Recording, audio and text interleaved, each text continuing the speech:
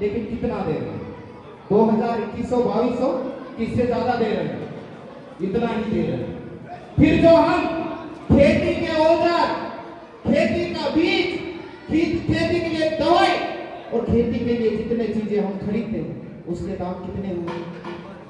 दुगुना हो गया, तिगुना हो गया, 4 गुना हो गया। उन्होंने अपना वायदा पूरा कर लिया है, हम गरीबों के साथ में छल कर लिया है। तो अब इनसे बदला लेने का वक्त आ गया है। जब गजेंद्र पटेल जी आपके इलाके में आए तो उनको प्यार मोहब्बत से चाय पानी पिलाइए, जो निमाड़ की संस्कृति है।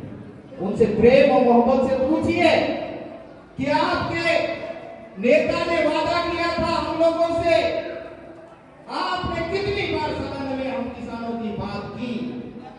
हम किसान जब लड़ रहे थे पंजाब और दिल्ली की बॉर्डर पे, हरियाणा की बॉर्डर पे किसान लड़ रहे थे, तो किसान को क्या दिया आपने बदले में? गोली दी कि नहीं दी? सैकड़ों किसानों की प्राण ले लिया आपने। देश के किसानों के साथ आपने जो व्यापारी वर्ग ज्यादातर यहाँ पर बैठे हुए, आपने कहा व्यापार को हम सुगम कर देंगे, व्यापार में कोई कठिनाई नहीं आएगी। मैं सेंटेक्स अधिकारी था, बोलते थे कि सेंटेक्स वाले तुम्हारे द्वार पे नहीं आएंगे। उन्होंने वादा तो पूरा किया, नहीं आएंगे, पावरलेस किया। लेकिन क्या किया? पीछे से कान पकड़ा एकदम कस के, आवाज नहीं कर पा रहा व्यापारी। कर पा रहा है क्या? नहीं कर पा रहा। जीएसटी लेके आए, माननीय राहुल जी की भाषा में गब्बर टैक्स लेके आए। आप लोग परेशान हो या खुशी से मुझे बताओ। आपके खर्चे बढ़े हैं या कम हुए हैं? आपके अकाउंटिंग की जो प्रक्रिया है वो जटिल हुई है, सरल हुई है? देश में सबसे ज्यादा माल खुले हुए हैं या तो छोटे व्यापारी उनकी संख्या बढ़ रही है? तो व्यापारी भी परेशान है, किसान भी परेशान है, हमारी नारी शक्ति भी परेशान है, युवा भी परेशान है। तो अब हम लोगों को इनको जवाब देने का वक्त आ गया है। लोकतंत्र में एक पवित्र त्योहार होता है चुनाव, और 5 साल में हमको अवसर मिलता है। तो हम बार बार चिंतन मंथन करें, बार बार सोचे, हमारे कार्यकर्ताओं को समझाएं। जैसे कि दीदी ने बोला कि यहाँ हमारे सारे नेता हैं, सारे कार्यकर्ता हैं, इनको ज्ञान बांटने की जरूरत नहीं है। लेकिन ज्ञान किसको बांटना है?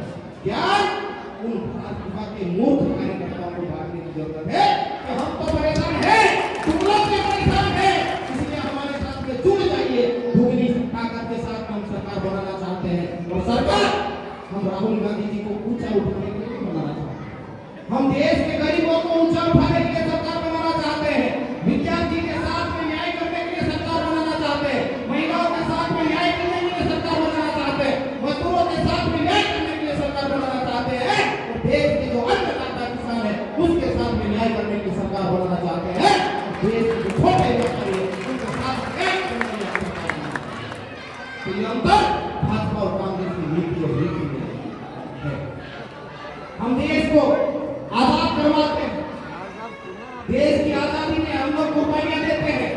जैसे कि दीदी ने हमको जानकारी दी कि परम श्रद्धेय, परम आदरणीय स्वर्गीय श्री सीताराम जी साधो स्वतंत्रता संग्राम सेनानी रहे, और इस देश में जो पहला चुनाव होता है तो लोकतंत्र का प्रतिनिधित्व होता है। तो हम तो आजादी की लड़ाई लड़ते हैं, देश को आजाद करवाते हैं, और ये देश को बेचने का काम कर रहे हैं। जितनी सरकारी कंपनियां हैं आप बता रहे, रेल हो, सेल हो, रेल हो, एयरपोर्ट हो, किन को नहीं बेचा आप लोगों ने?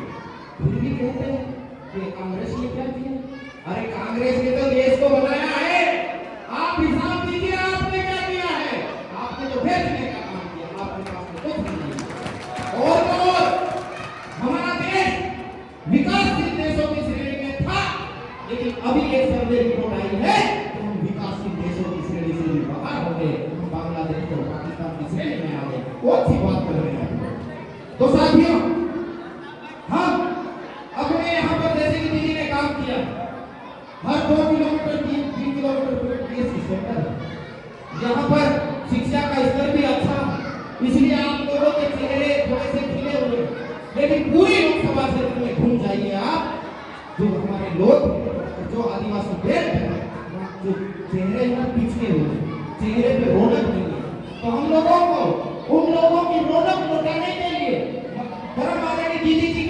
नेतृत्व में, हमारे क्षेत्र के बड़े लीडरों के नेतृत्व में हमको आप लोगों की शक्ति की जरूरत है, आप लोगों के मार्गदर्शन की जरूरत है, आप लोगों के सहयोग की जरूरत है।